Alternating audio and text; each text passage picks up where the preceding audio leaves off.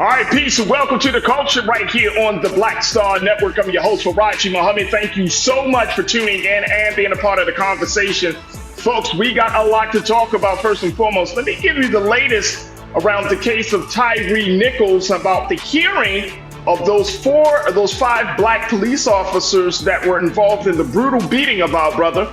We're going to talk a little bit about that. Also, it is election day here in America. This is the kickoff, as we are a little bit less than 1 year away from the federal presidential election. But there are a number of cities, states, and municipalities around the country that will be where voters are going to the polls. So we're going to talk a little bit about that. Also, we're going to talk about how it's important for us to help our veterans heal, and how one club, the Sierra Club, is doing its part to helping veterans heal through nature. We're going to talk a little bit about that and a whole lot more. So stay with us. It's all happening on today's edition of The Culture right here on the Black Star Network. Make sure you join us as we are streaming live on Roland Martin's YouTube page and be a part of the Culture crew. Stay with us. It's The Culture. We'll be right back.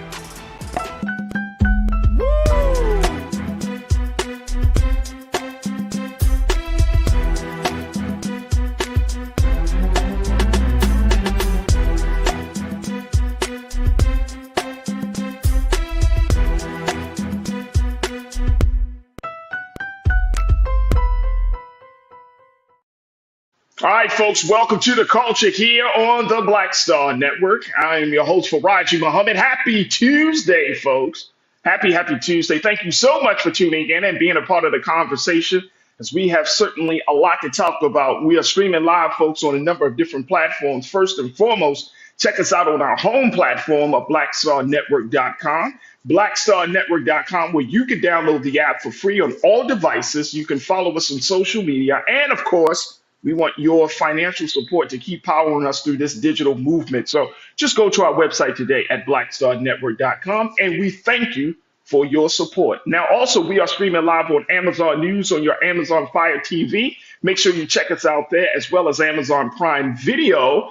And you can find us on the Prime Video app under Live TV, then go to News, or find us on Amazon.com under Prime Video, then Live TV, then News. And we certainly appreciate you checking us out there. We're also streaming on Freevee, where you can find us under News, Black Star Network. And we are also on Plex TV, 24 hours a day, 7 days a week. All right, folks, let's jump right into it. Big shout out to my online culture crew that's checking in all around the country. Pastor Damon Blissett, I see you. Thank you so much. There we go. Kathleen Davis, thank you so much. You're in here. Kathleen said, I'm in doing my hair. Okay, there, Kathleen. Okay.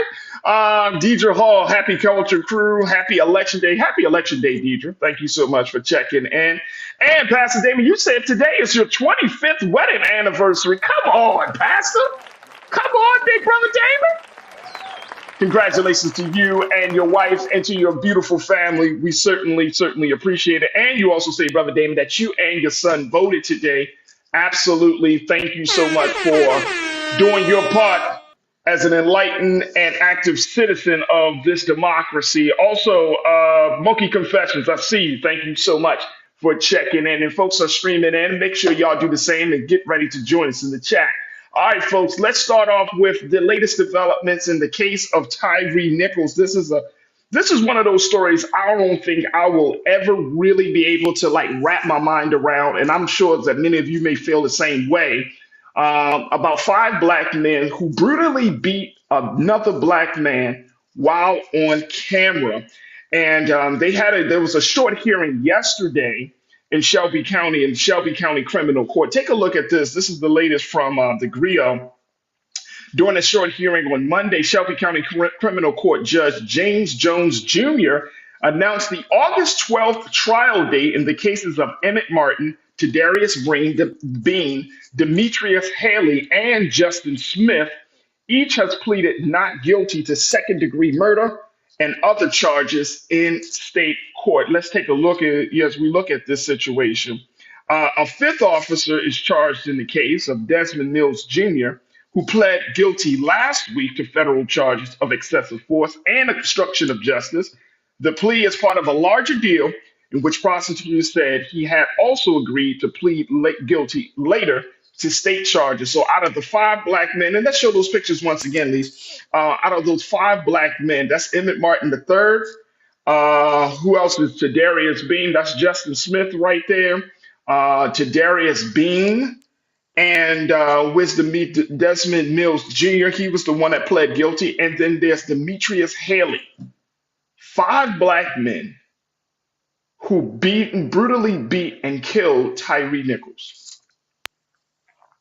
It was a case, and it continues to be a case that just shakes the consciousness of your soul, man. I mean, it just gets down to the very essence of it. And, every time I read something about this case or every time this case is discussed, it's like I am blown away that these five black men were responsible for the death of this brother here, who doesn't even look threatening, who doesn't even look threatening. So y'all know if you don't know how I feel about this situation, throw the book at these men. Throw the book at these men. No crocodile tears. No crocodile. It is absolutely horrendous that that brother, Tyre Nichols, who you're seeing right there, folks, had to endure that type of brutality at the hands of black men who said that they cared. These were black men that were involved in a lot of stuff, serving on the police, being a part of fraternities, the whole nine.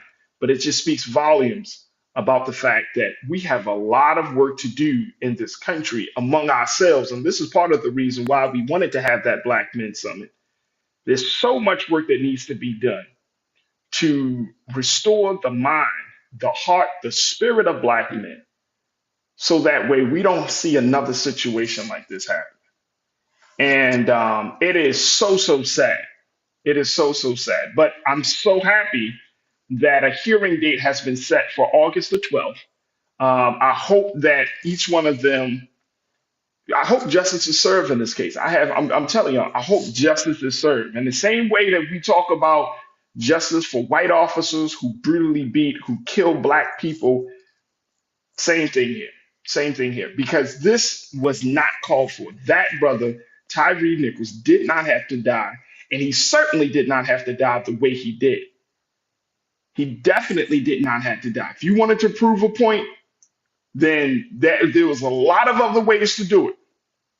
Once that man was handcuffed, once that man was down, he was no longer a threat. And the fact that it was caught on camera, so be it. You don't like my music. Good to connect with you once again. You posted he was resisting us killing him for some reason, said the cops. Yeah, bro. Yeah. Yeah. So I don't have no tears for these men. I don't have no tears for these men. And it's so sad. Like it's so easy for us to get into a space where we're like, oh man, it could have been this. They had a rough day, mental health problems. Maybe Tyrese said something or did something. There was nothing could have been said or would have been done by Tyre Nichols that caused him to lose his life. The same way we said with the white police officers, right? Regardless of what's said, right? Unless that man pulled out a gun, put it to your face, or he pulled out some weapon and served and shown that he was an imminent danger to your life and to your livelihood, then what can be said? What absolutely can be said? Cindy, stop saying I skip you. I don't skip you, Cindy. I just didn't see you. I see you, Cindy. So I appreciate you. Thank you for checking in. But there is something that is inherently wrong. And I think that my hope is when we get closer to the trial date, folks, when that happens, but more importantly, when the conversation about this, let's keep justice at the forefront of the discussion. Let's keep justice at the forefront of the discussion. It's easy for us to talk about what the cops are going through, but it's harder for us to talk about what the victims have endured, the victims' family have endured. How do you talk to black boys about being police officers, joining the force, changing things from within? How do we have that conversation if we're seeing cases like this one, where five black men has brutally beaten another black man to death. How do we have that? How do you reconcile that? And that's the big question. We're not going to get into it at this moment, but it's just so many dynamics to this thing. So, um, I personally, like I said, hope justice is served. I hope those men serve as much time as the judge can order, can issue, because there was no point in killing that man. That man should have at least walked away from that traffic stop. He should have at least walked away from that encounter. If you wanted to put your hands on him, there was no way in the world that he was going to serve as a threat to five grown big ass men as these guys were. And look at the body frame of that man, of Tyre Nichols. So let justice be served. And let this be an example. Let this be an example for all of us that regardless of your skin color, truth and justice supersedes skin color. I don't care about the skin color if you're doing wrong to another black man and you a black man yourself. I don't care about your skin color if you're doing wrong to a black woman and you're a black man yourself. Well, you're a black. Nah, we can't get into that space. Justice must be served. So that has been determined, and we will see. And of course, make sure y'all keep your eyes here on Black Star Network, and we'll certainly keep you posted on all of that. And the fact that the white cop, Anastasia, thank you for checking in. You said, Farajii, nobody's talking about the white cop that started all of this. It was about a woman. It was. And I think that white cop, he's not going to be criminally charged. So he's not going to be involved. But even if it started with all of that, you mean to tell me, Anastasia, that those black men did not have the presence of mind to be able to say, hey, man, this is excessive. This is too much. We're killing him. You mean to tell me they didn't have the presence of mind, the humanity, the empathy to see what their actions were causing on that little brother, on Tyre Nichols? Please. No excuse. No excuse. And I hope justice is served, and I hope it's served seriously to these men to let us know this is unacceptable and will not be allowed. And you cannot say that you are a member of the black community and you beating up on black people. That's not good for me. Not good for me. Look, we got to take a quick pause. When we come forward, we're going to shift gears. Let's talk about Election Day 2023. It is upon us. If you haven't gone to the polls, some states and cities and municipalities, folks are voting today. We are streaming voting footage and content on Black Star Network. Let's talk a little bit about this. I'm going to be checking in with one Democratic political strategist to give us his take on some of these races and what we should expect as the kickoff of the election season as we are working our way up until that national election on November 5th, 2024. Stay with us. That conversation is up next here on The Culture on the Black Star Network.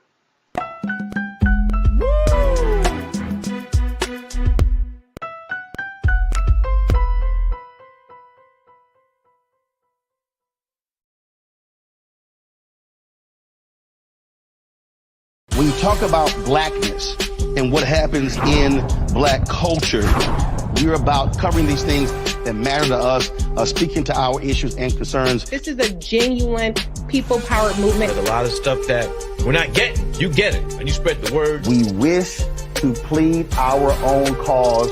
Too long have others spoken for us. We cannot tell our own story if we can't pay for it. This is about covering us. Invest in black-owned media. Your dollars matter. We don't have to keep asking them to cover our stuff. So please support us in what we do, folks. We want to hit 2,000 people, $50 this month, raise $100,000. We're behind 100,000, so we want to hit that. Y'all money makes this possible. Checks and money orders go to P.O. Box 57196, Washington, D.C. 20037-0196. The Cash App is $RM Unfiltered. PayPal is R Martin Unfiltered. Venmo is RM Unfiltered. Zelle is Roland at RolandSMartin.com.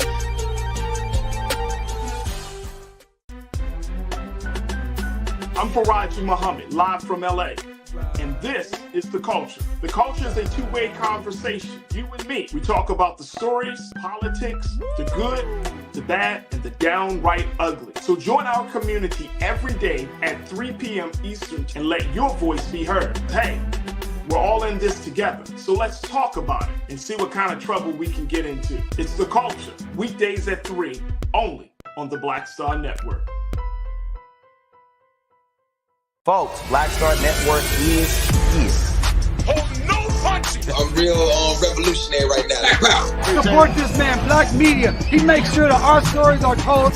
Thank you for being the voice of Black America, Roland. Stay black. I love y'all. All momentum we have now, we have to keep this going. The video looks phenomenal. See, this difference between Black Star Network and black-owned media and something like CNN. You can't be black-owned media and be scared. It's time to be smart. Bring your eyeballs home. You dig?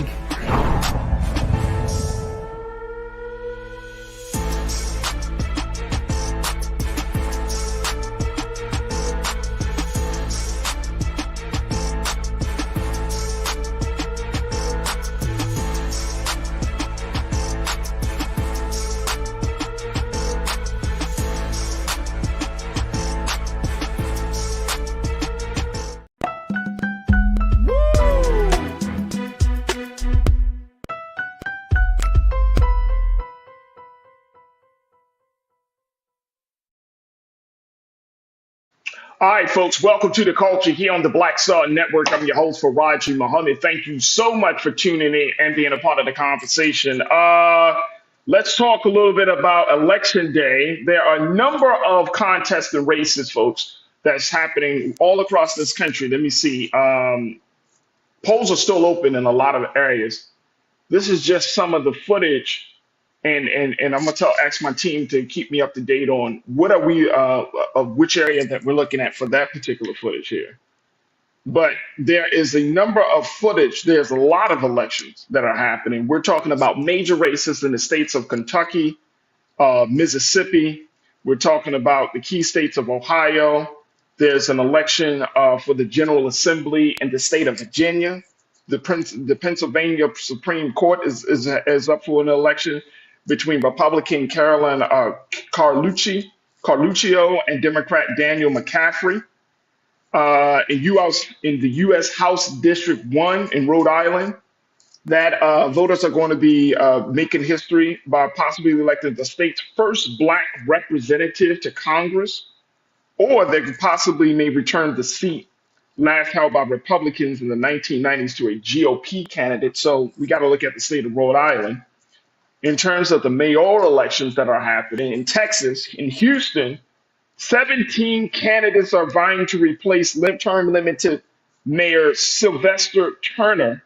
Notable hopefuls include U.S. Representative Sheila Jackson Lee and State Senator John Whitmire.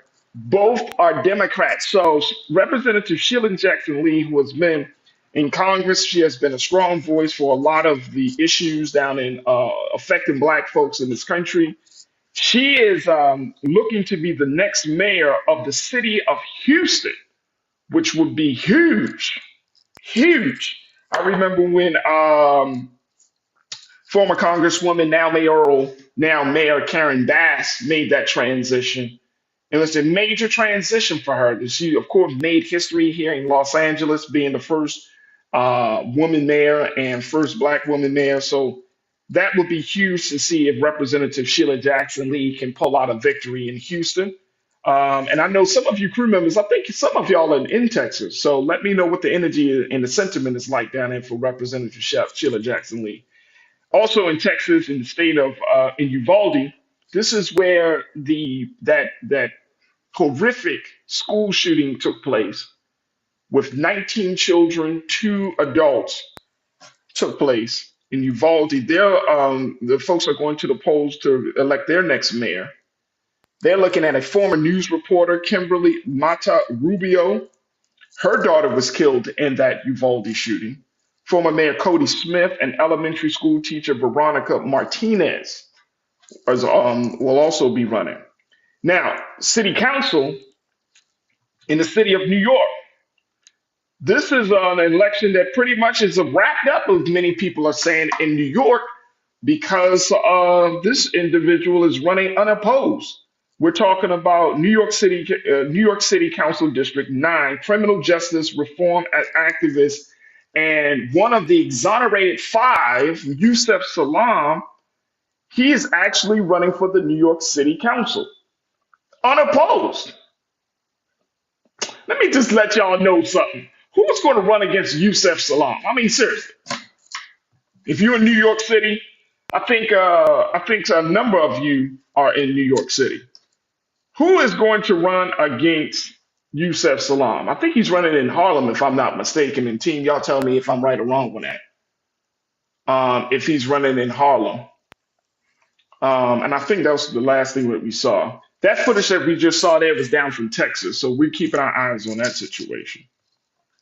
Now there's some ballot issues that are up for that are up in this election. Schools on the ballot in Philadelphia, Northern Virginia, conservatives and liberals are running against each other for school boards. In Iowa, in Pella, Iowa, which is a Des Moines suburb, voters will decide whether to give the city council more control over the public library after the library board recently rejected the effort of some residents to ban the memoir Gender Queer by Maya Kobadi. So that is on the ballot. Homelessness is a big thing, and not just here in the state of California, but also in Washington state. Voters will decide whether the police can issue tickets to people who camp within 1,000 feet of schools, parks, playgrounds, and child care facilities in Washington state. And then in Colorado, voters will decide whether to prioritize the removal of encampments near schools and sidewalks. Let me tell y'all something, man. This homelessness thing, especially now that I'm living here in Los Angeles, this thing is so big, and I don't know if y'all really experienced this, and I'm talking to y'all crew members here. And as I'm going through this, please share with me your thoughts, post your comments. We're streaming live on Roland Martin's YouTube page. But homelessness is such an issue, but it's such a sign as well. I think there are a lot of issues that we can certainly talk about. But when you see people living on the ground, I think Pastor Damon, you understand this, the level of heart and empathy and just a level of it's a huge sign about where we are in this culture and in this country. Huge sign. Like literally people are sleeping on the grounds, man. And when I see it every day, I just think to myself, like, something has to be done. This is crazy. And the crazy part, I remember reading a story, this was maybe like 2 weeks ago, in the LA Times, where a woman, check this out, y'all. This is crazy. This was a black woman who was homeless with her daughter. They were living out of their car. Their car was parked in a parking lot. This is what California has to do. They have to designate certain parking lots just for people who are homeless and with cars to park there, so that way they don't get ticketed or police will, they get harassed or anything. Like they are allowed to park in designated parking lots for their cars. This is how bad the situation of homelessness has gotten, right, in California. So this sister, guess what? She's sitting in a parking lot in a car with her daughter, a grown daughter. Both work. She makes $72,000 a year. Y'all hear me? She makes $72,000 a year and she can't find a roof to put over her head. 72,000. Now, back in the day, that was like, oh man, you should that opens the door for you. This is how far this country has kind of veered off in this space, right? You're making this is what the article said, $72,000, work full time. She comes home to her car where her and her daughter have to live out of. Blew me away. Blew me away. Blew me away. So when we talking about the homelessness, the unhoused issue here in this country, I can't even wrap my mind around it. You making $72,000 a year and you still living out your car. Whew. You don't like my music, my guy. You said we need affordable housing. A lot of working people can't afford a home. I mean, that's sad. Because we tell people you get you go to school, you go to college, and you get a good job and you make decent money. And you mean to tell me $72,000 doesn't allow you to find no place to live? Whew. Whew. Corinna, you said Cory Bush is absolutely right. No one should be unhoused in America. No one. No one, especially if you are I don't even know what class, like how you designate yourself, working homeless? Is that, I mean, I was 72, I never will forget that. $72,000 a year, you living out your car. You got to put up sheets and stuff just to change.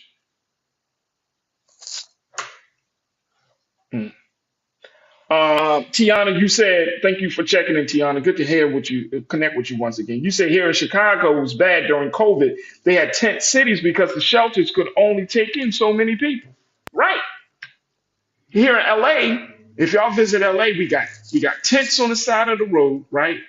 And I'm talking about the major areas like Sunset, Hollywood Boulevard, excuse me. But you got tents and trailers, old trailers, I call them movie trailers. Because the city is trying to figure it out. Matter of fact, Mayor Karen Bass just announced that she's trying to keep more hotels open for the homeless here. Man. Mike V, you said, look, good. Hey, Mike, good to connect with you. You said we sent $40 billion to Israel last week. We spend more on rogue states in the Middle East, but won't lift a finger for the unhoused, Farajii. I mean, come on, man. Make it make sense. And I know it's different money for different things. I understand the idea and the concept of that. But you mean to tell me that in some of your most populous and major cities in this country, when you got literally thousands of people on the street, nothing can be done. We got to wait for legislation. People who make $72,000 got to live out their car. Shit. Look, we're going to take a quick pause. When we come forward, let's talk a little bit more about these issues. And I'm going to share with you some more about what we can expect on Election Day. Stay with us, folks. We're still talking about Election Day 2023 here on The Culture on the Black Star Network.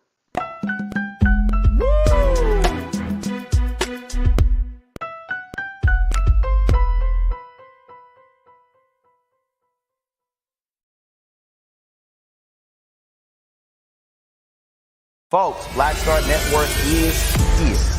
Oh, no punches! I'm real revolutionary right now. Support this man, Black Media. He makes sure that our stories are told. Thank you for being the voice of Black America, Roland. Stay black. I love y'all. All momentum we have now, we have to keep this going. The video looks phenomenal. See, this difference between Black Star Network and black-owned media and something like CNN. You can't be black-owned media and be scared. It's time to be smart. Bring your eyeballs home.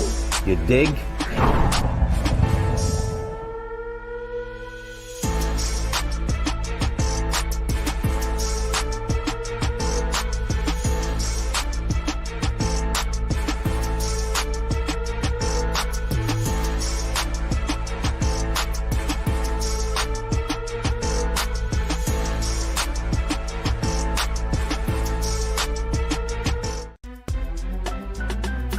I'm Farajii Muhammad, live from LA.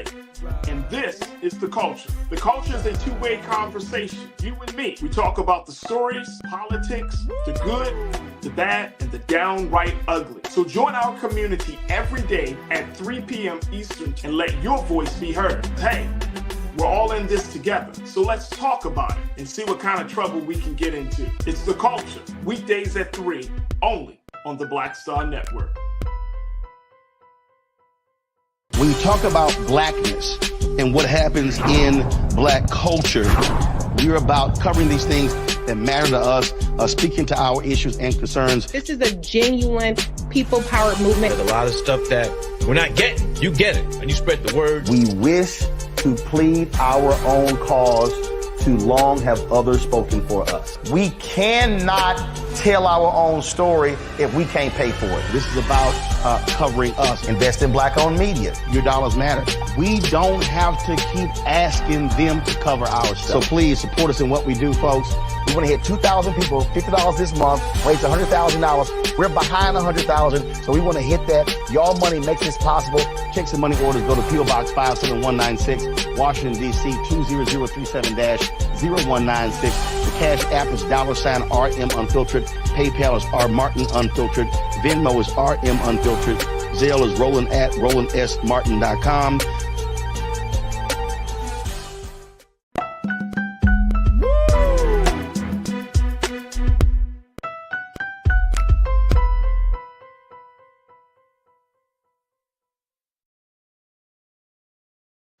Oh man, I'm loving the conversation we got going on right now here on the culture with the online culture crew as we stream it live on Roland Martin's YouTube page. Folks are checking in from around the country, folks, and welcome back to the show.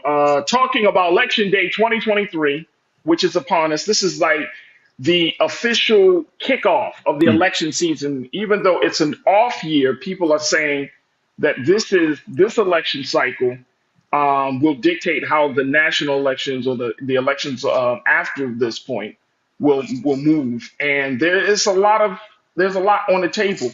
And I wanted to bring in a brother who knew how to kind of navigate and look at all of these elections and more important these issues and where we stand with these issues as Black Americans and as Black voters. So I want to welcome now to the airwaves of the culture here on the Black Star Network, my brother Doug Wilson.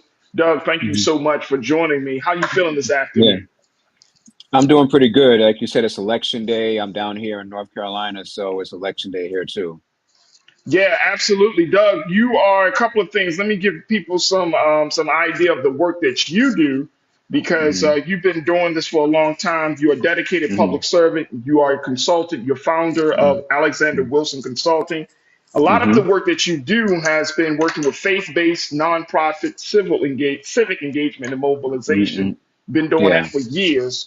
You've also you're working on the board of directors for the New Rural Project, which is an organization that works with young and minority citizens in rural communities to amplify their voices in the political process. And you've worked with President Obama's team as his field director back in 2008 as the South Carolina Democratic primary was happening.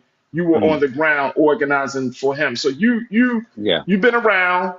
I know I'm sure that you were part of the celebration in Chicago over the past weekend. I was. You know, and as we're talking about 15 years from that historic moment. But this is a different America now, Brother Doug. It is. It really is. And you know what? Being in Chicago, man, it was so nostalgic and so great to see everybody and celebrate the work that we did in getting the first African-American president elected. But it was also bittersweet because we know that there has been a backlash to his election, and we're still facing that today. As you recall, when President Obama was first elected in 2008 and he took office in 2009, the following year, the Tea Party movement started, and that 2010 election, in my opinion, I've been telling folks this, is probably the most consequential election of the new century outside of Obama's election and Trump's election, because that election literally changed the whole trajectory of America. Republicans took over not just the Congress back then, but they won over like 1,000 seats nationwide, which allowed them to redraw these maps and to gerrymander a lot of these states, and by gerrymandering, it diluted a lot of African-American votes. And so we're at this point, 15 years later. I mean, you know, President Obama, he did 2 terms in the White House. Some people wanted him to do a 3rd term if it was allowed, right? But we went through that process. We went through the Trump administration. Now we're in the age of Bidenomics. And what do you see as being the big focal point that Black folks in this country need to really focus on as we're moving forward in facing another election a year from now, and even dealing with the election day today? Well, of course, Black folks need to focus on the economy. And what I mean by that is that we need to figure out a way on and how we can get the economy to be a more even level playing field for us. Granted, unemployment for African Americans is the lowest it's ever been, but what I'm concerned about is, and I think brothers and sisters should pay attention to, is now that the Supreme Court struck down affirmative action, that could start having ripple effects not just on college admissions, but also for people like myself and a lot of other folks that are business owners. A lot of times when we go out for different contracts, in that contract they have to have someone of color that they should consider. Now with this ruling, that could affect that. And the reason why I say that's a big issue going into 2024, in my opinion, I'm a Democrat. I'm not ashamed to say that.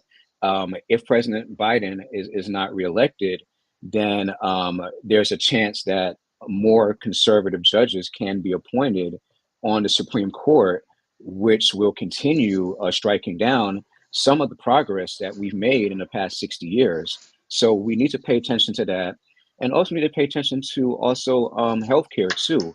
Healthcare, in my opinion, is going to be a major issue, not just in 2024, but for the next 2 or 3 decades, because as the country ages, as baby boomers continue to age, there is still a lot of discrepancies when it comes to people of color, in particular Black people, receiving the proper treatment that they need to receive in healthcare. And I agree with you. Actually, the next segment we're going to talk to our sister about how we can help veterans, particularly minority veterans, heal from depression and anxiety through nature. So we're going to talk to one of our to a special guest next in our next segment. But I want to get your take on this, though, Brother Doug, because these issues, of course, these are big issues, like you said, the economy, healthcare. But then your piece is around civic engagement, and we're hearing a lot more of Black folks who are not excited about this upcoming election. And I want to kind of get your take on that. Is this something that needs to be said, or what needs to be done to ensure that the participation of the Black voter is at the highest level, whether it's starting with today and moving forward, or even going into the national presidential election? What needs to be done? Speak to me about what you're seeing and how Black folks are starting to say, you know what, I may not even vote.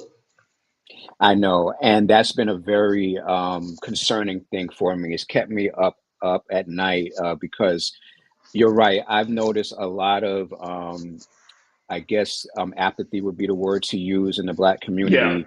And I think a couple of things. One, I support President Biden. I'm not ashamed to say that. I know it's the cool thing to say that Biden is doing a bad job. He's old, whatever. But I support the president. That's one.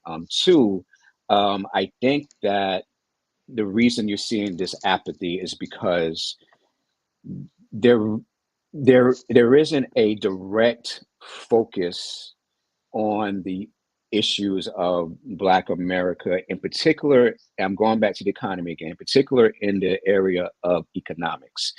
I think Black folks are tired of, not being able to reach that economic ladder that we've been trying to, or climb that economic ladder we've been trying to climb for the past 60 years. And that's not to say we have made any progress, but we still have a long way to go.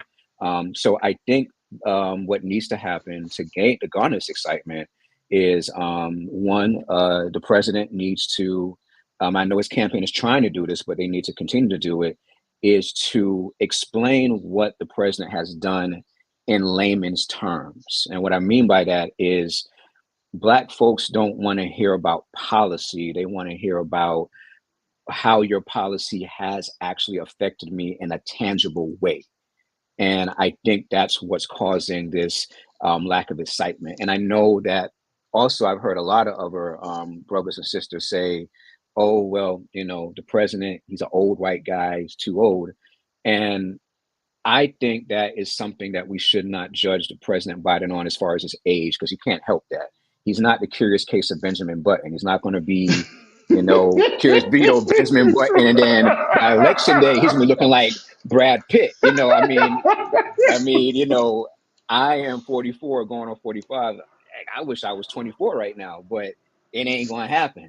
So I think that's one thing I just had to say. I know that's another issue that's causing the lack of engagement. But and lastly, I would say this too.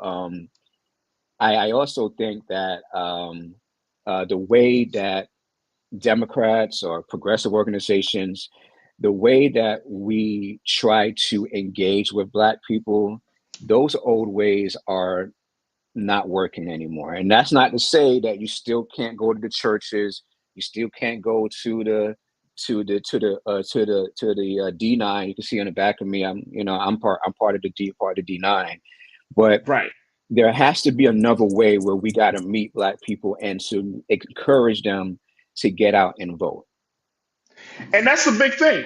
I think that's the big thing. And I'm hearing you about messaging, but I think the biggest message is the optics, and maybe because of our lack of understanding. I'm not saying our in terms of the American people, Black folks, let me just to put it there. Black folks' lack of understanding of how money and government works interchangeably, right? Yeah. So if it's just like we talked about, homelessness is a huge issue in this country. I'm in Los Angeles, huge issue. And one of our great viewers just pointed out, but we can send 40 billion to Israel.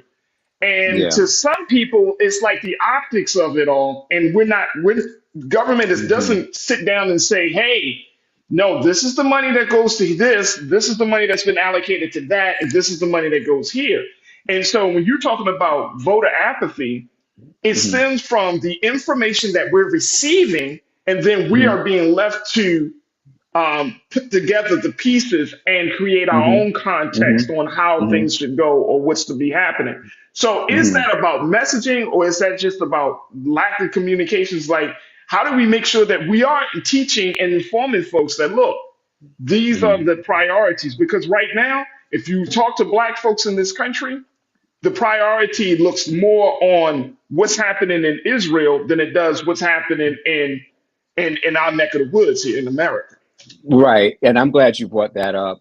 There is a lack of communication in regards to how the country is allocating funds for domestic and international issues. For Israel, that money that is going to be allocated to them is something that the Congress has passed and passed in previous Congresses as well. And we have to understand, too, that Israel is an ally of the United States. When it comes to international affairs, America has to support their allies. They have a treaty, basically, a contract where they say we have to support our allies. But with that said, when it comes to the local issues, like you brought up, homelessness is a major issue. And in a lot of cities, it's an issue here in Charlotte. It's an issue back in my home city of New York. That's something that has to be addressed. But I think what Black voters have to realize is that a lot of those issues that are localized, you have to get out and vote in your local elections to make sure those issues are changed. Because, like, for example, when it comes to fighting a lot of these issues, the president back in 2021 in the America Rescue Plan allocated billions of dollars to cities to address crime, to address homelessness. So it's up to those cities to allocate those funds. Not only accordingly, but also appropriately. And so my advice to folks watching is get involved, not just in the presidential cycles, but your city council races, because policy that's passed at the city council level, at the state level, those policies will affect you quicker than, say, policies that's passed at the federal level. And so and so a lot of times these issues that we're facing is not something that, that's not to say that Washington can't help or hurt, but we got to make sure that that we're voting in these elections and understanding the difference between money that has to go internationally because we are bound to assist our allies and money that stays here. Because what will happen is, and again, speaking from a democratic party perspective, if the president is viewed as, and he's in a very tight spot right now, very, very tight spot, but if he's viewed as not helping allies out into international stage, then the Republicans can use that against him in the election, paint him as weak on international affairs, and he loses. And then we are stuck with a Republican president that probably won't even consider some of the issues that us as a people are looking to have solved. So this means that what I'm hearing from you, brother Doug, is that this election, that if there's an election that's happening in folks' city, state, local elections, they're going to get more leverage out of this being involved in this local election than we may see in the national election, just because of how the system is set up. Yeah, they will. Okay. And that's not to say that the national elections are not important. It's very No, important. I get that. We talk about those national elections all the time here on the show. So we understand that.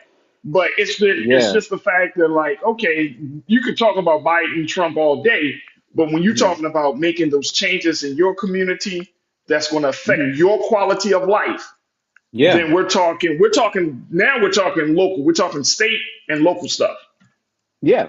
Case in point, here in North Carolina, voter ID has been something that has been pushed by Republicans for at least since Obama got elected.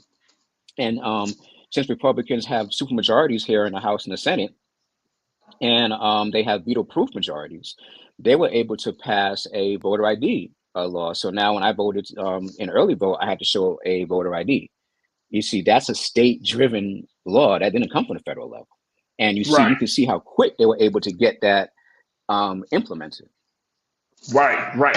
I know, brother Doug, you got to hop off, but I truly appreciate your time, and I would love to bring you back on because, brother, as we know, this is just the kickoff. This is just the beginning of the election season, and there's so many issues in terms of voter suppression. You talk about the voter ID law, voter suppression. There are a lot of these Republican-controlled states that are making huge, waves about how they're moving, like some of these issues on it. And more importantly, we do have to continue the conversation about civic engagement, keeping young people involved and engaged. So there's a lot that we still have to cover. So I will certainly bring you back on, big brother, and we can, continue to chop it up and talk politics. But thank you for your time. I would love to come back. Thank you very much. I appreciate you. Thank you. Folks, we got to take a quick pause. When we come forward, let's talk about helping military veterans. Sometimes can be a forgotten group of our society, but we're talking about helping veterans to heal through nature and how the Sierra Club is doing its part to expose veterans to everything from outdoor activities to hiking and everything to at least combat some of the ills of war, the ills of being a veteran, and to at least address the issues of depression, anxiety, and other health issues. So we'll have that conversation up next, right here on The Culture on the Black Star Network. Stay with us.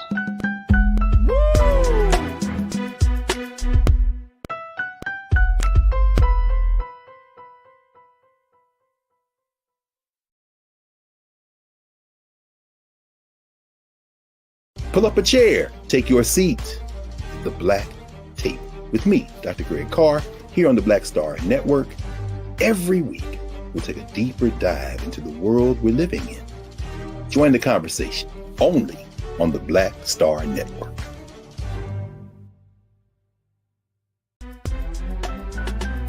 I'm Farajii Muhammad, live from LA.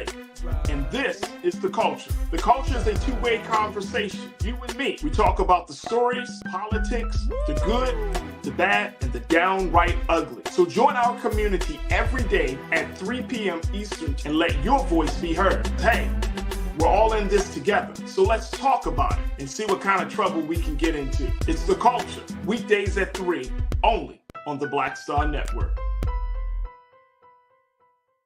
When you talk about blackness and what happens in black culture, we're about covering these things that matter to us, speaking to our issues and concerns. This is a genuine people-powered movement. There's a lot of stuff that we're not getting. You get it, and you spread the word. We wish to plead our own cause too long have others spoken for us. We cannot tell our own story if we can't pay for it. This is about covering us. Invest in black-owned media. Your dollars matter.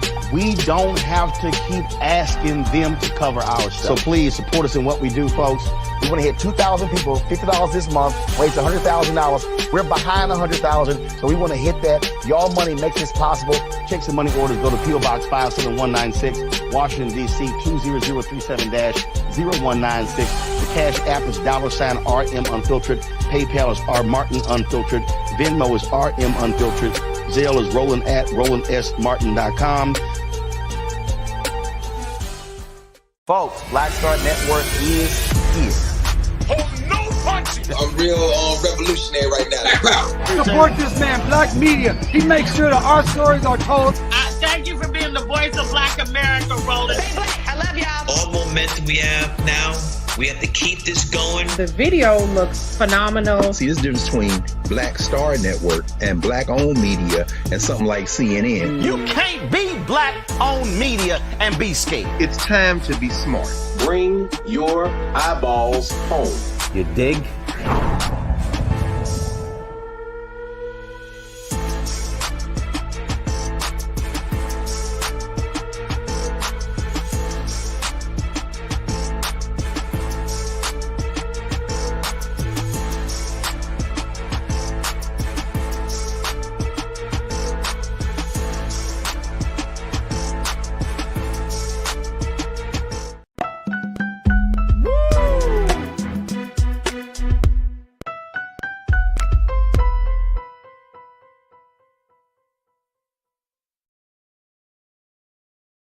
All right, folks, welcome back to the culture here on the Black Star Network. I'm your host, Farajii Muhammad. Thank you so much for coming, for tuning in and being a part of the conversation. If you missed the first half of the show, we talked a little bit about the updated news around the hearings for those 5 police officers, former police officers that brutally beat and killed Tyre Nichols. That updated hearing has been set for August the 12th. And so we talked a little bit about the implications of that. Plus, we also just kind of gave you just a snippet. And trust and believe, you can certainly tune into Roland Martin Unfiltered more tonight, as this is election day in America, the kickoff of what some would say that is the beginning of the election season. We're a little bit less than a year away, just like a couple of days less than a year away from the presidential election of 2024. And there are a number of states, cities, and municipalities around the country where voters are going to the polls to talk and to share their thoughts and to basically vote their values, their interests on a number of issues. So we checked in with Doug Wilson, who is a Democratic political strategist, to talk to us about that.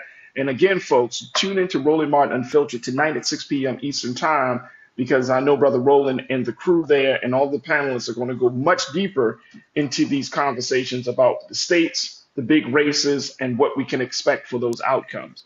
But now I want to shift gears to talk about military veterans, and I'm always happy to give space to make sure that veterans are not forgotten in the larger conversation. And it's something to hear about some of the challenges that veterans are experiencing, especially in a country where we say we love our veterans, we appreciate the veterans. We talk about the veterans and we say thank you for your service and give them a free donut, a free coffee.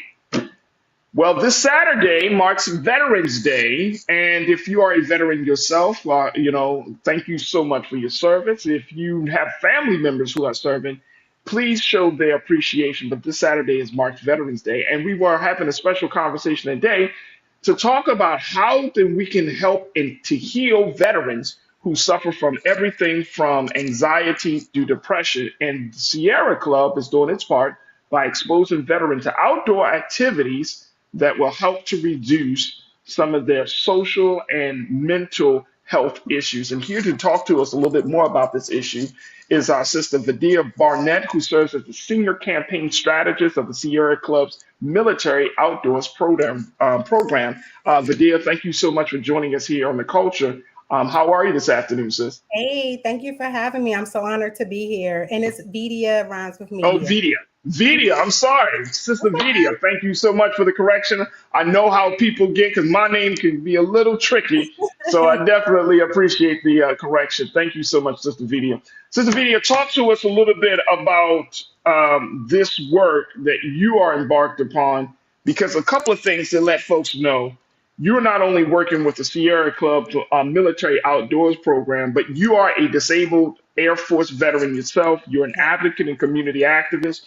You were inducted into 2018 Charles County, Maryland NAACP Hall of Fame. You got a master's from George Washington University in women, gender, and sexuality studies with an emphasis on Black women's health. You do a number of things as you do hiking. And I got to ask you about one interest that you have. You call glamping. I never heard this one video. So we're going to talk about that a little bit later. But you're also a part of the board of directors for the Minority Veterans of America. Mhm. And so I want to talk a little bit about that work. But let's talk about this.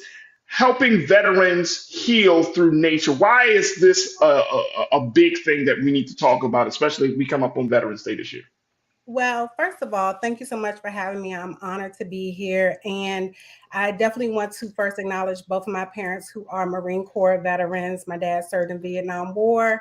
Awesome. My husband is an Army vet. My daughter is a recently Coast Guard vet. She did 7 years in the Coast Guard. So I come from a strong Black military veteran family members that served in the Korean War, World War II, all the way up. So this is near and dear to my heart. I've seen what serving in the military can do, even though it is noble and honorable. The military is the only place where people can be bullied, physically attacked, verbally attacked, put into positions and situations that you would not do in the civilian world.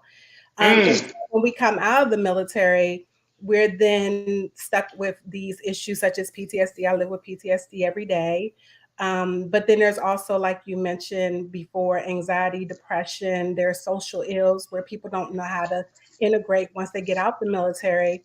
And unfortunately, for the Black veterans are about 12% of the veteran population. That's 2.03 million Black veterans. We also are the highest homeless rate of veterans in the States. And about 57% of Black veterans have been denied military and veteran disability benefits as opposed to our other counterparts. So this is a widespread problem in the Black community. And what we're trying to do is we've found that research has shown that spending any time outdoors, whether it's 30 minutes in your garden, sitting on your porch, taking your kids to the playground, or doing something like hiking or glamping, which is just camping in a like a cabin or RV or what have you. Okay. Okay. On a tent. Okay. I like to feel the ground under my feet. Research has shown that it definitely reduces stress, it reduces anxiety. People are able to sleep better. They have a sense of purpose. And the other thing that we found is that a lot of Black folks are told we don't go outside, or that's not stuff that we do, or that's what white people do, whether it's surfing, hiking, kayaking, canoeing, scaling Mount Everest. But there are Black folks that are doing it. And one of my responsibilities is to get more underserved veterans outdoors, which means those in urban areas, rural areas, LGBTQ veterans, Black veterans, our Indigenous brothers and sisters. So yeah, that's part of my job. It's part of your job. Look, I gotta take a quick pause. When we come back, I want to kind of delve a little deeper into this work, because the minority veteran, the Black veteran, the LGBTQ veteran, like, these are folks that have sacrificed. Y'all have sacrificed so much, and I feel like I want to say you only got so little in return. And I'm saying from the country that you have put yourselves on the line for even each day. And so I want to kind of talk a little bit more about this, because this is not just about healing, right, Sister Vidya? This is talking about making sure that our veterans are in a better quality of life. You should not be crossing the waters, fighting in fields, doing all of the stuff that y'all do to come back home, and then you gotta go to war with the Veterans Association for insurance. You Mm-hmm. gotta worry about finding a place to live. Mm-hmm. It's Yeah. just too much. It's just too much. So we're gonna talk a little bit more about it, crew. I want you to join us in the conversation as we're talking to our sister about helping vets heal through nature and making sure that veterans are supported once they come back home to us. So stay with us. That conversation continues on the other side, right here on the Culture on the Black Star Network.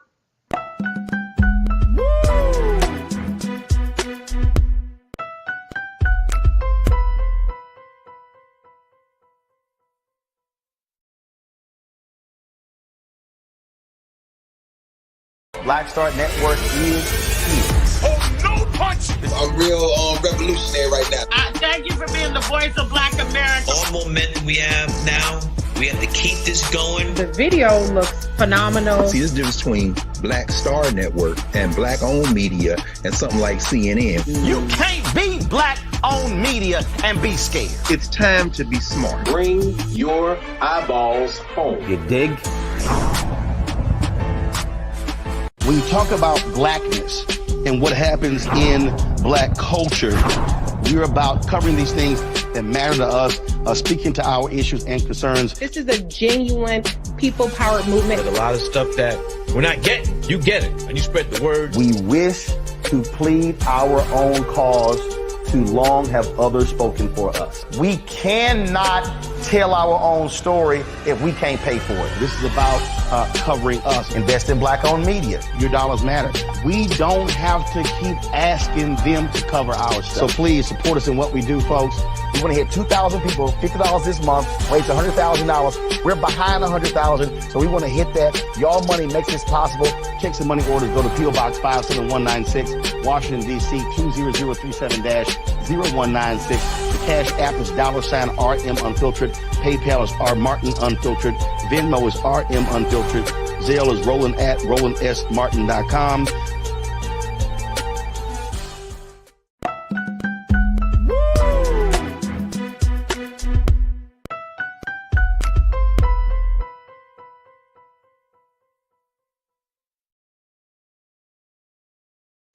Folks, welcome back to the Culture here on the Black Star Network. I'm your host, Farajii Muhammad. We are talking about helping vets heal through nature and how there's one program that the Sierra Club is offering to veterans to help them to reduce anxiety, depression, PTSD.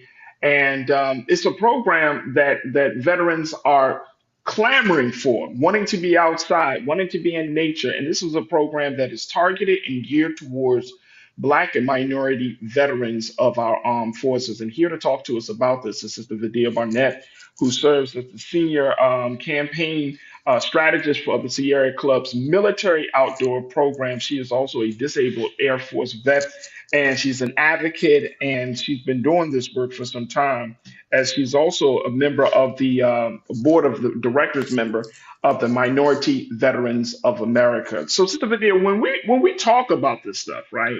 I'm always fascinated by the fact that there seems to be this outward support for our veterans, but under that veneer, under that facade, veterans are suffering. Veterans are, y'all are, so many veterans are suffering. My dad is a veteran. He served in Vietnam, and he seemed to be okay, but he told me stories about his brothers, his colleagues, and those his comrades who went to war with them, and how they came back, and it really just messed up. They just had horrific experiences, and I want to kind of talk about that. What are some of the major issues that are facing veterans today? Number one is when a military member transitions out of the military, there is not a lot of support for them.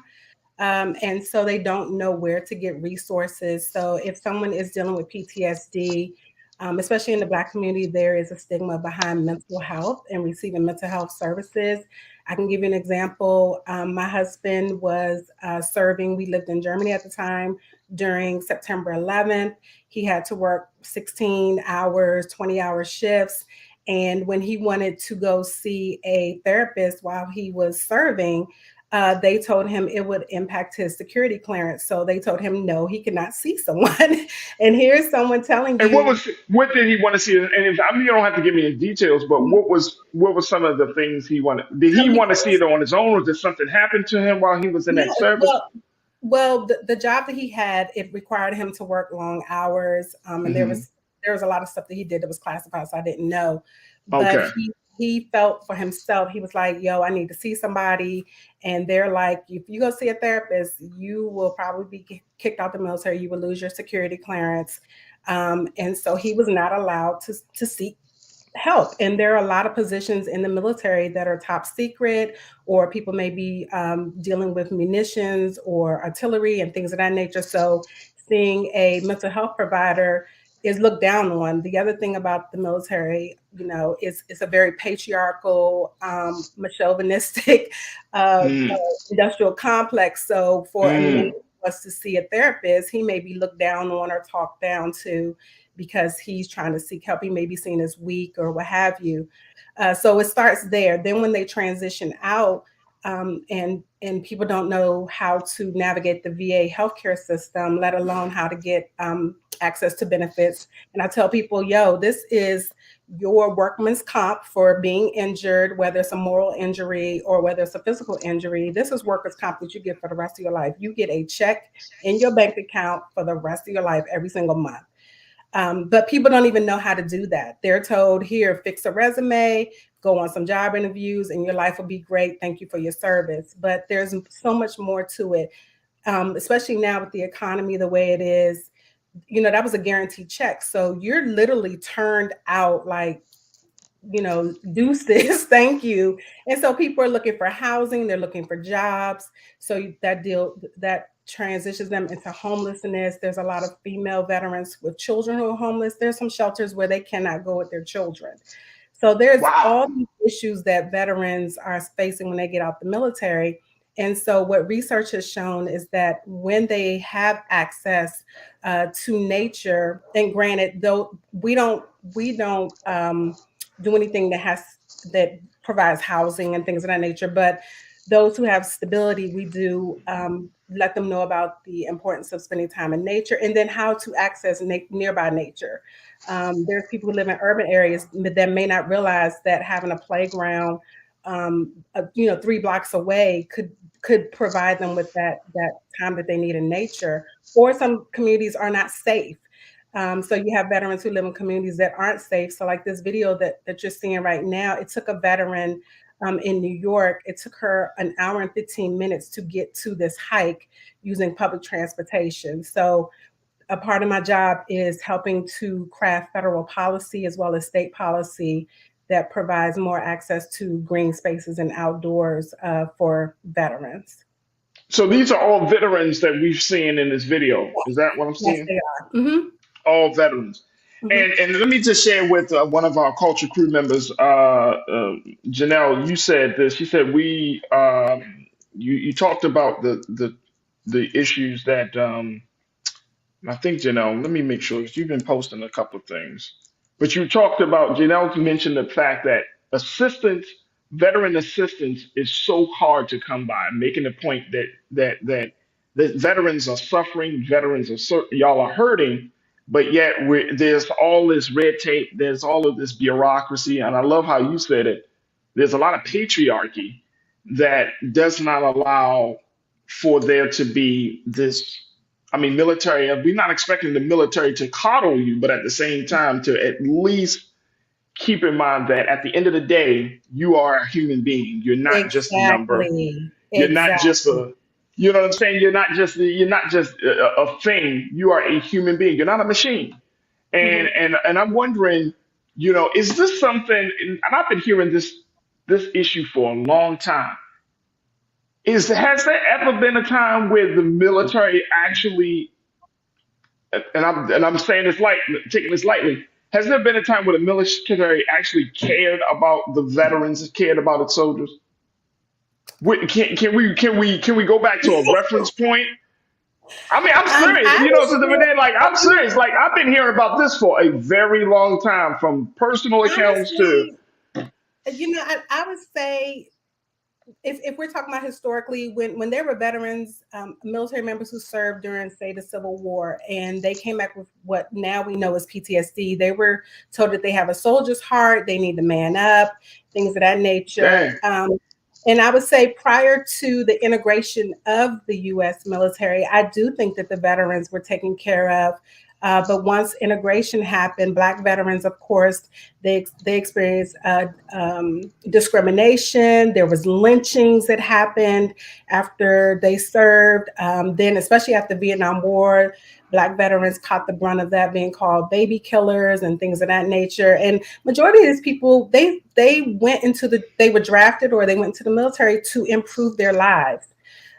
So, when they came out, people spit on them, and Black veterans were ran out of town because they were thought to be uppity and things of that nature. So I would definitely say, But that's different though. That's a different thing though, right? But like the Black veteran years ago, and I'm talking about 40, 50 years ago, when that Black man came home in that uniform, it was a sign of pride. It was like, he is coming home. He is, he is a pillar of the community. When did that happen? When now we're hating the people that are fighting for our freedoms?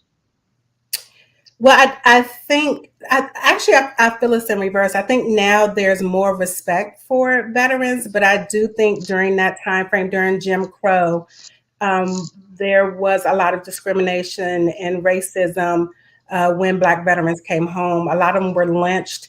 Like I said, a lot of them were ran out of town. Black veterans weren't allowed to access the GI Bill. They weren't allowed to access the VA home loan system. So upward mobility was not within our reach until probably about the 70s or 80s. Absolutely. I understand that. We're going to have to take a quick pause, but I do have this question for you. As the military gets more diverse, you're talking about more women, people of color, you're talking about LGBTQIA. How has this changed the impact of care right now? So the VA is working on being more inclusive. So if you go to va.gov, there are links for specifically LGBTQ veterans, senior veterans, women veterans. They're now beginning to cover things such as infertility treatments, reproductive health care. So they are coming along. What I'm finding as a woman veteran is that the VA near me sends me out to what's called community care. So I actually get most of my health care on the civilian side as opposed to at a VA hospital. Wow. Look, we got to take a quick pause. When we come forward, more conversation with our sister Vidia Barnett from the Sierra Club. And of course, I want to hear from you, Culture Crew. What's your take on this as we're talking about helping vets heal through nature? As you saw the video, veterans are looking for alternative ways, more holistic ways of dealing with some of these larger issues of PTSD, depression, and anxiety. And the Sierra Club is just one of many organizations that's trying to do its part to helping veterans heal. So we'll continue that conversation on the other side. Stay with us. It's The Culture right here on the Black Star Network.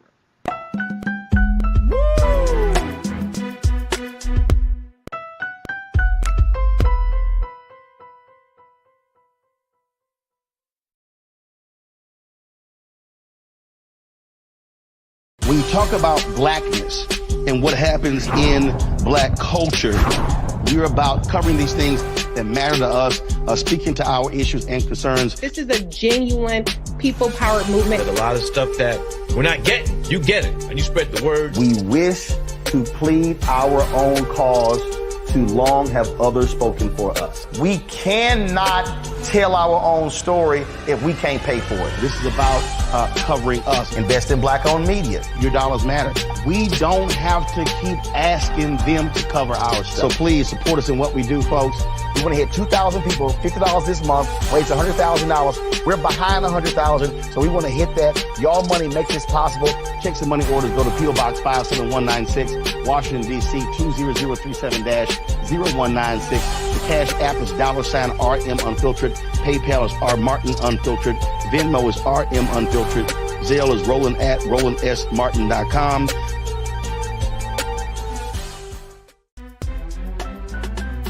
I'm Farajii Muhammad, live from LA.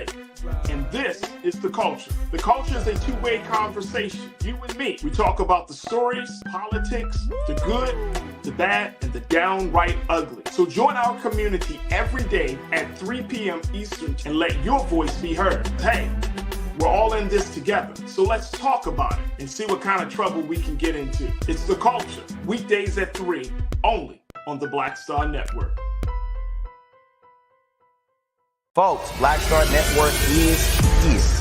Oh, no punching! I'm real revolutionary right now. Support this man, Black Media. He makes sure that our stories are told. Thank you for being the voice of Black America, Roland. Stay black. I love y'all. All momentum we have now, we have to keep this going. The video looks phenomenal. See, this difference between Black Star Network and Black-owned media and something like CNN. You can't be Black-owned media and be scared. It's time to be smart. Bring your eyeballs home. You dig?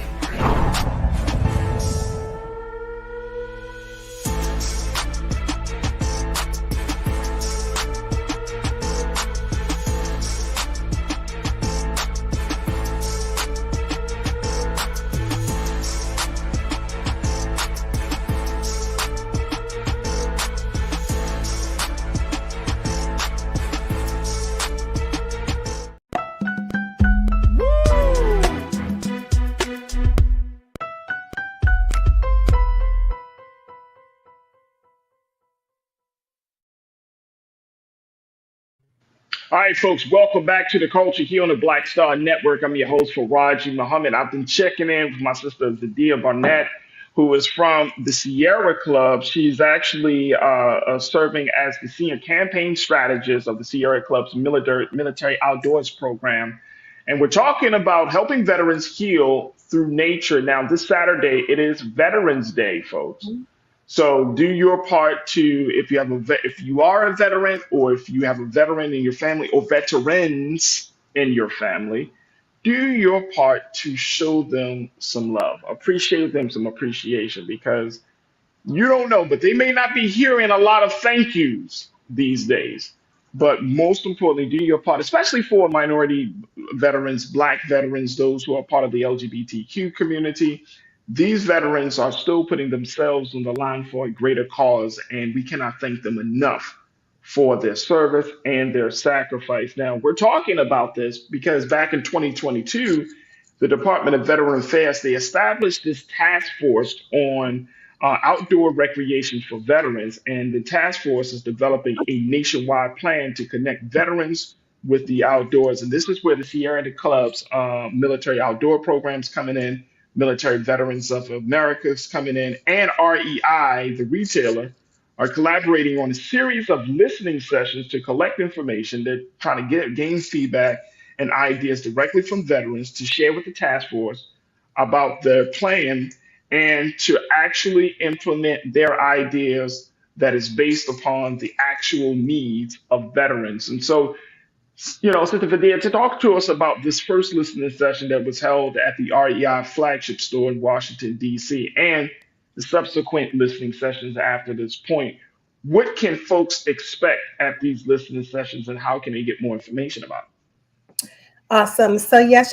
We're super excited about the listening sessions. The point of them is to go where the veterans are. So you'll see us in rural Kentucky. You're going to see us in urban areas, say in New Orleans or Atlanta, Augusta. We're coming to a city near you. And so what veterans can expect is we will have a facilitated listening session where their voices are heard. We're going to ask them questions about how they access the outdoors. Are there any barriers such as transportation, which is a huge one, fees. So a lot of states and national parks have fees that are cost prohibitive if you're especially on a limited income, as well as accessibility. So if you have a veteran who's in a wheelchair, they may not be able to access their local, state, or national parks. So we're going to be getting their responses from a number of questions. And then part of getting their responses is then asking them and setting up groups where we can come up with solutions. So the veterans are the ones who are going to be coming up with the solutions.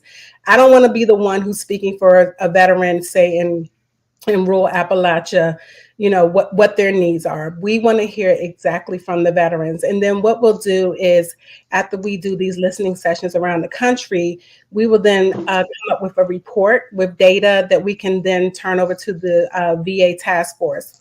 The VA task force is congressionally mandated to come up with recommendations for the VA. And with these recommendations, then there will be hopefully monies funneled down that will trickle down to either nonprofits or VA programming that they can bring more veterans into the outdoors that may not actually have access. When people think of the outdoors, they're thinking of you got to go to the Grand Canyon or Yosemite. Right. Right. It could be some, like I'm in Atlanta, Georgia.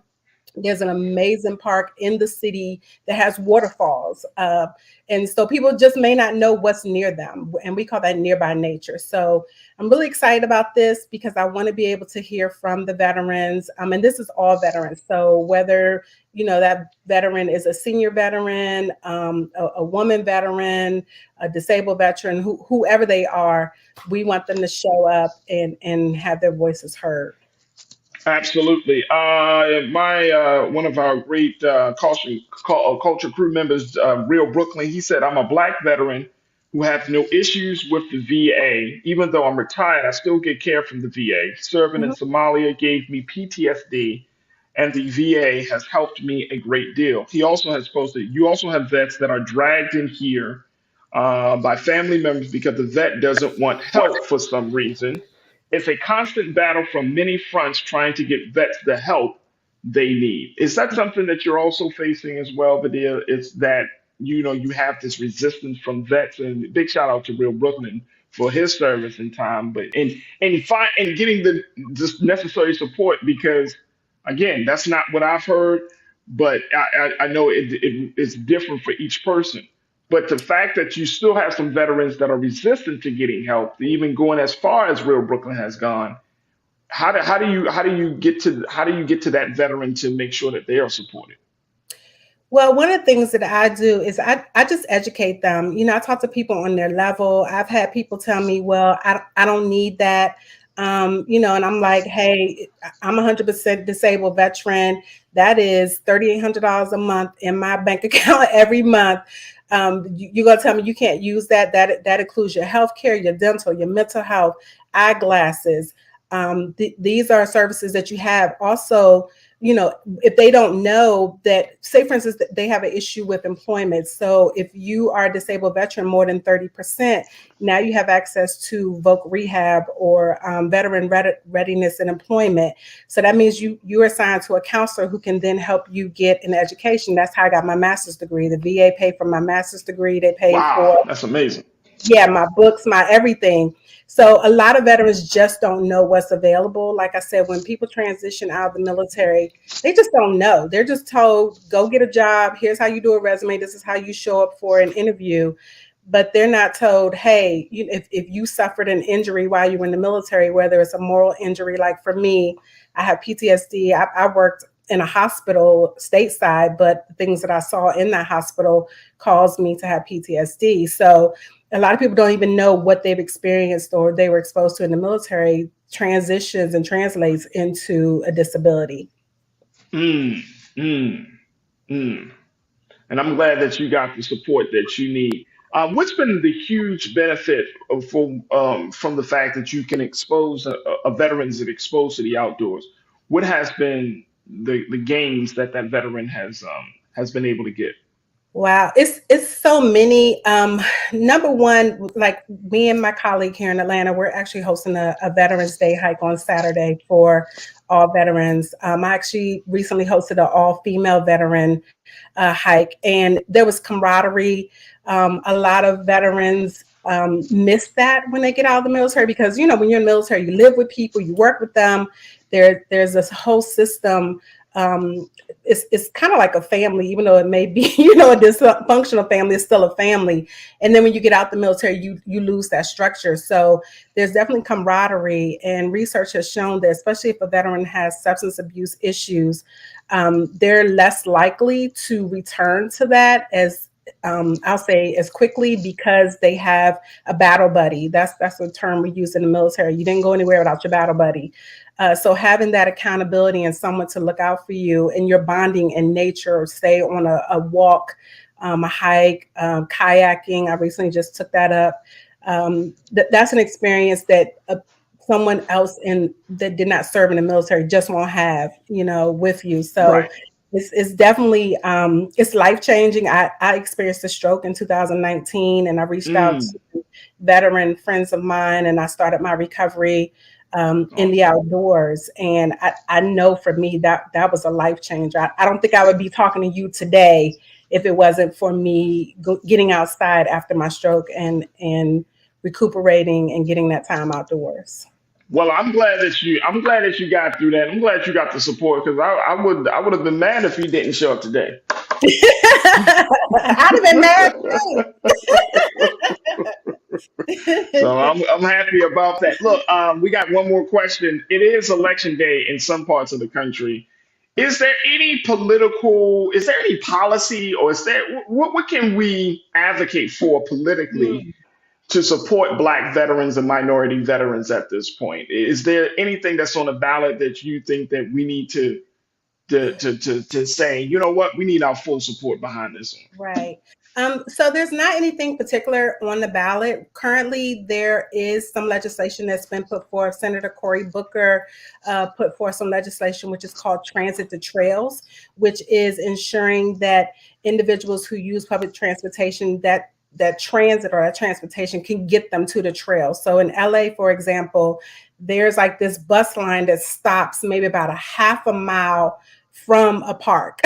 So trying to get some funding to get that bus line to go to that park so that individuals can get all the way to that park, so that is one. And then there's several others coming down the pike. Here in Georgia, I'm working on House Bill 205, which is to eliminate all state park fees for veterans in Georgia.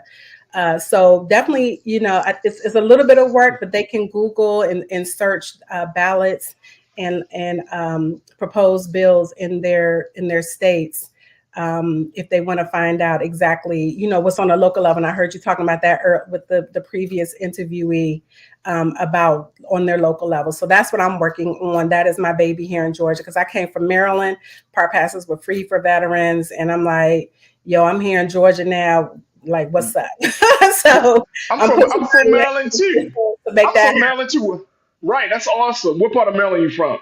I grew up in PG County, but I lived like the last 20 years in Charles. Oh, okay. That's awesome. I'm from Baltimore. Okay.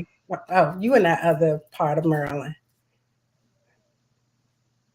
What other part of Maryland is there?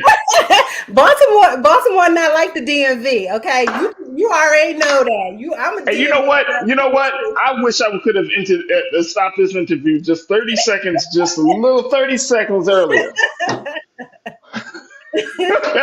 Baltimore is not like the DMV. Baltimore is the DMV. Nah.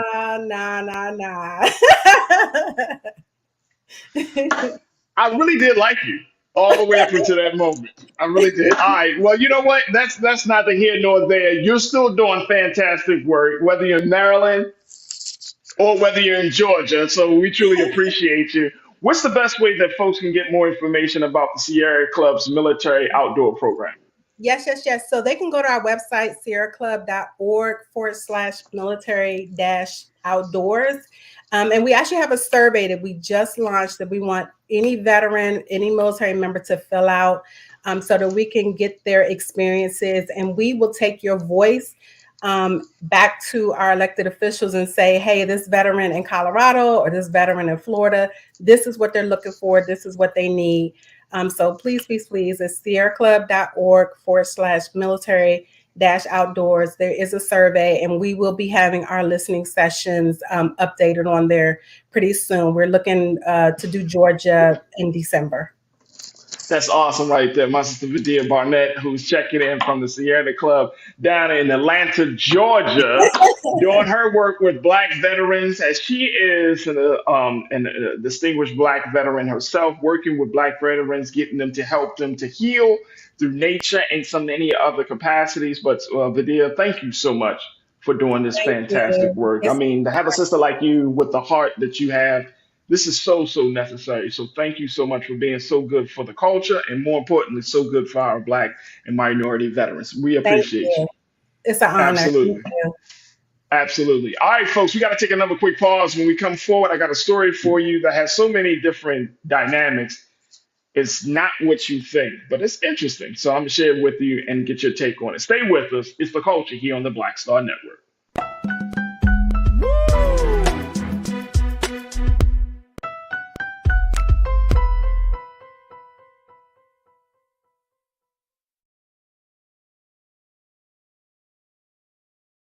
Folks, Black Star Network is here. Oh, no punches. I'm real revolutionary right now. Support this man, Black Media. He makes sure that our stories are told.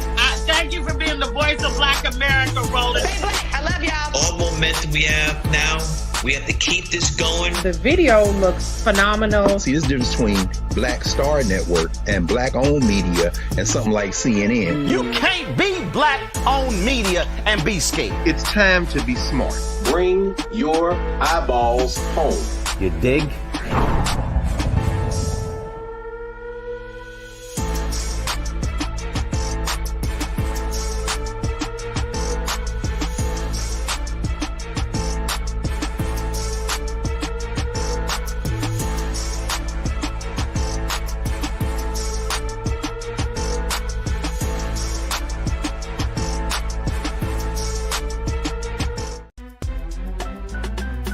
I'm Farajii Muhammad, live from LA.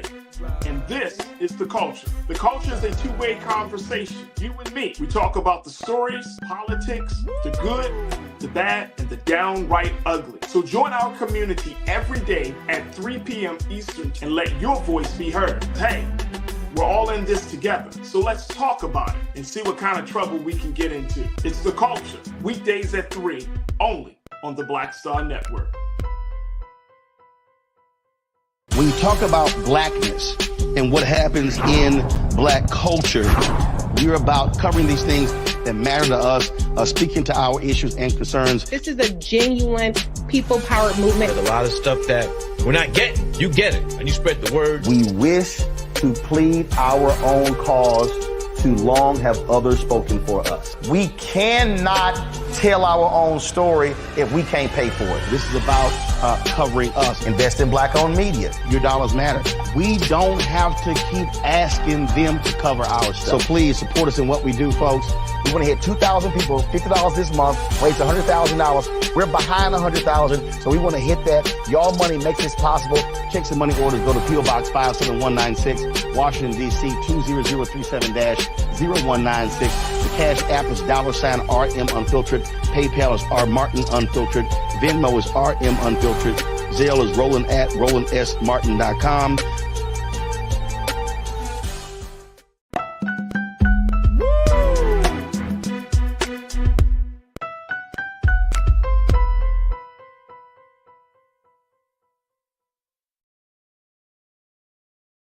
All right, folks, welcome back to The Culture here on the Black Star Network. I'm your host, Farajii Muhammad. All right, for our final conversation, I saw this story and I thought about, how do we kind of make sense of it? This is a story about a teacher who has decided to do some extracurricular activities. This is the story of Brianna Kopich. She's a 28-year-old English teacher. And she formerly taught at a school in St. Clair High School, which is about an hour from outside of St. Louis. Well, apparently, some folks got word about her racy side hustle and reported it to the school district there in St. Clair, and essentially she was fired. What was the side hustle? She had an OnlyFans page. if you're familiar with the platform OnlyFans, you know that it has a lot of different offering, but one of the offerings is that has a lot of sexual videos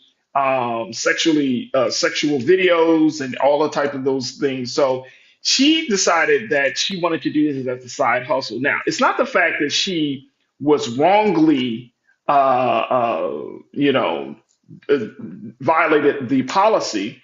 It was just the simple fact that when the district did an investigation, they asked her, well, do you have a side hustle? Do you do some other work outside of your job? And she told them, yes, I do. I have an OnlyFans page. And essentially she was let go because that did not fit the proper representation for the school district. Now she understood this, but she's not even mad that she lost her job because she recently said that by her having an OnlyFans page, she was able to make about close to $1 million from the page. $1 million from an OnlyFans page. She has touted that she is one of the top earners on the platform because previously she was making $42,000 as a teacher. And she said she initially started an OnlyFans account to make extra money that would help pay off her student loans from her advanced degree. So she said this. Let's put up quote one, please, Lee. She said, I started it one. I'm looking down at the bottom, last paragraph. She said, I started at one to just supplement my income and kind of see what happens and possibly make extra money. Like I have student loans. I was working on my third degree. So I also have a master's degree in education, and then I was working on my specialist degree. She has 3 degrees, and she's on OnlyFans. I want to get your take on this very quickly because I know that there has been a lot of cultural conversations about women, and there are so many intersections, and I thought this was very interesting. There's so many intersections of what's happening here, so many layers to this. But one of the big things is I think it's very interesting that that a teacher has to feel like she has to resort to having a supplemental income like this, right? Like, you're only getting paid $42,000 to work in the state of Missouri and, to supplement your income. That's unfortunate.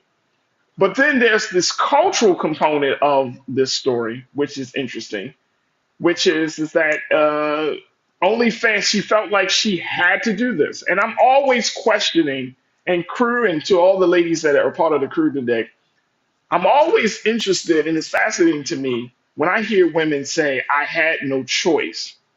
This was something I needed to do. And I'm always asking the question, is this really by choice or is this by circumstance? I want to get your take on this very quickly. Robert Davis said, bye-bye, teaching job.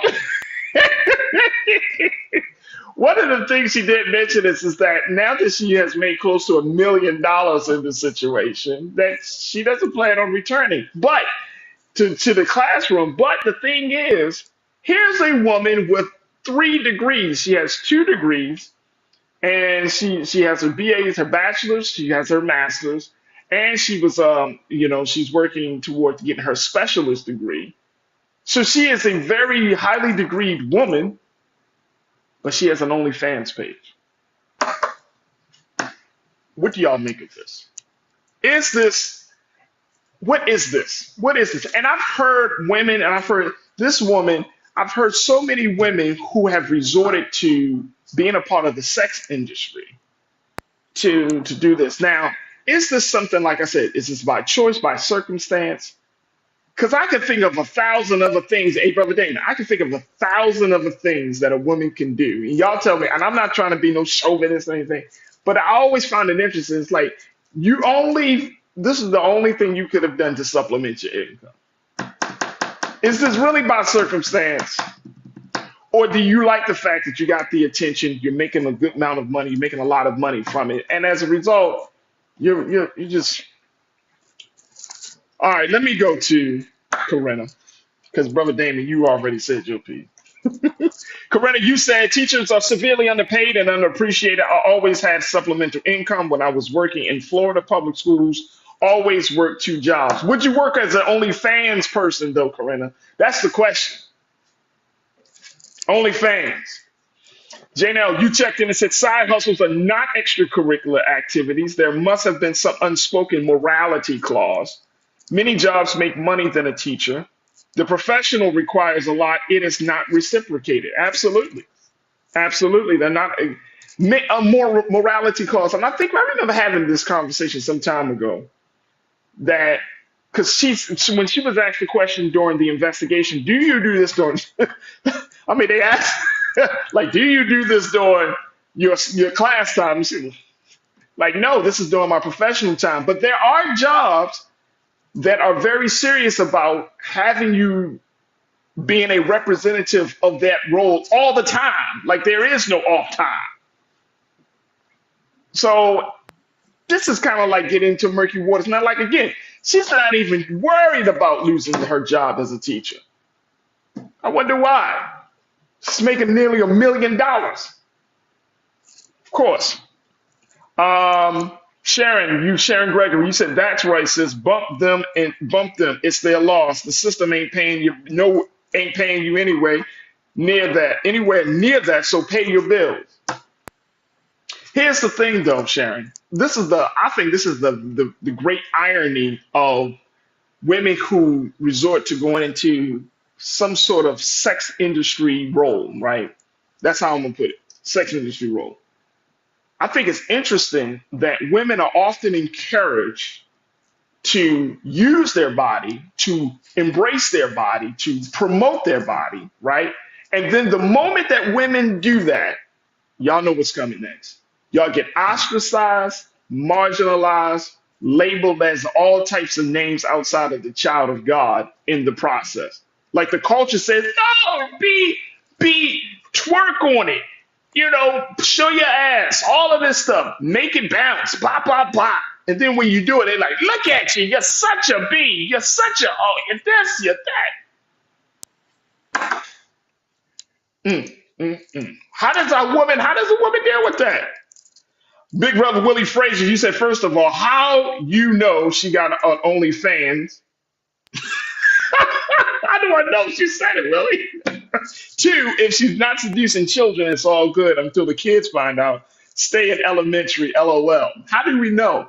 And one of the things she said is that she doesn't believe that a student ratted her out. she said it was brought to the district's attention by an adult, probably by a father of one of the students. Janelle, you said, do you know what she did on OnlyFans? She could have been satisfying somebody's foot fetish. I don't know, but does it matter? If people say, look, let me just tell y'all, OnlyFans they don't say it out loud like, hey, on this site we promote porn. I want to pull up very quickly with OnlyFans. How they say. They said on OnlyFans, where creators earn, I'm looking directly at the site, folks. It says OnlyFans created a platform based on a new set of ideals.